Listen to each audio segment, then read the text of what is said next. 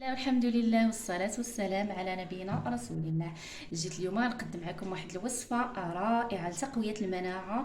بما أننا داخلين على موسم البرد، راكم كتشوفوا يعني أغلبية ديال الوليدات ديالنا الصغارين، خصوصا أنا هاد الوصفة هذه خصيصا غادي نصاوبها لولدي وجيت غنبارطاجيها معكم لأنها وصفة مجربة، ووصفة يعني خالية من أي أضرار، يعني عندها منافع كثيرة، كتقوي لنا المناعة وكتعالج لنا الزكام او السعال او نزلات البرد.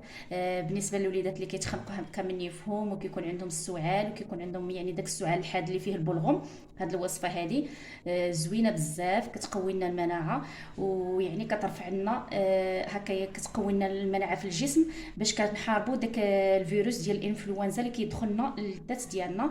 وكنبقى ندوزو مباشرة للوصفة والطريقة. حبيباتي هنا قبل كل شيء ما تبخلوش عليا باللايك الفيديو، الله يسهل امركم، انا ما كنبخلش عليكم بالوصفات، اي حاجة عرفتها وكتكون مجربة انا كنأكد عليها كتكون مجربة عاد كنبارطاجيها معكم، راه ما كنبارطاجيش معكم شي حاجة من فراغ. المهم دير الاعجاب، لايك بالفيديو، شي كومونتير لتحت، تعاليق بالصلاه والسلام على رسول الله ولكم الاجر، وبارطاجيو الفيديو باش تعم الفائده غيركم حتى هو يستافد. كنحتاجوا نص كاس عصير من البرتقال بالنسبه للوليدات الصغار، بالنسبه للكبارين كاس كامل. انا غنحضرها لولدي، غنعطيه غير نص كاس من عصير البرتقال، غادي ندوز نديرو فوق البوطه يغلى مزيان ونرجع معكم نكمل معكم تتمه ديال الوصفه.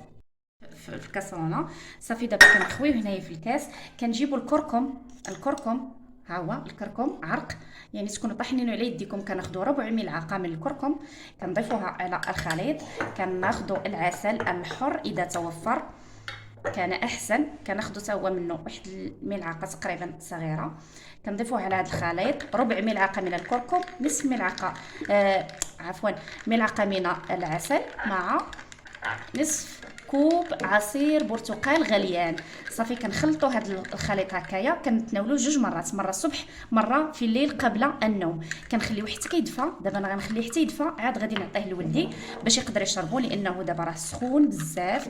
غنخليه يدفى وتفاعل فيه هاد المكونات اللي ضفت له الكركم والعسل، وغادي نعطيه له يتناولو. صدقوني هاد الوصفه راه رائعه، كتحيد لنا داك البلغم اللي كيكون عندنا في الصدر وكتقوي لنا المناعه وكتعالج لنا يعني الزكام ما كيبقاش عندنا. صدقوني الظرف يعني في ظرف يومين كتشوفوا يعني النتيجه، كتخلصوا من داك يعني داك العياء وداك التعب وداك الوهن اللي كيكون فيكم، وحتى الزكام يعني وسيلان الانف ما كيبقاش، وكتبراو باذن الله، لان هذا مكمل طبيعي كيف ما قلت لكم لتقويه المناعه في الجسم ديالنا. الليمون غني بفيتامين سي، الكركم يعني راه معروف لتقويه المناعه، والعسل يعني بلا ما نزيد نشرح لكم اكثر ونطول الفيديو، راه هاد المكونات بثلاثه راهم قنبله ديال تقويه المناعه. كنتمنى تجربوهم وتبارطاجيو الفيديو باش تنتوما يعني لكم الاجر والثواب باش غيركم حتى هو يستافد، لانها وصفه للكبار والصغار كيف ما قلت لكم، وخاليه من اي اضرار، عندها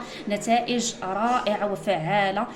خصوصا وحنا كيف ما قلت لكم الوليدات الصغار دابا اغلبيه مرضين بالزكام وبالرواح. الله يشافي الجميع. انا غادي كيف ما قلت لكم غادي نعطيه لولدي، ودعوا معه هو بالشفاء، والله يسهل امركم واللي خطاكم يعني. في امان الله وحفظه، الى فيديو قادم ان شاء الله. ما تبخلوش باللايكات، ما تنسونيش من اللايكات ديالكم والدعم للقناه بالاشتراك او ابوني.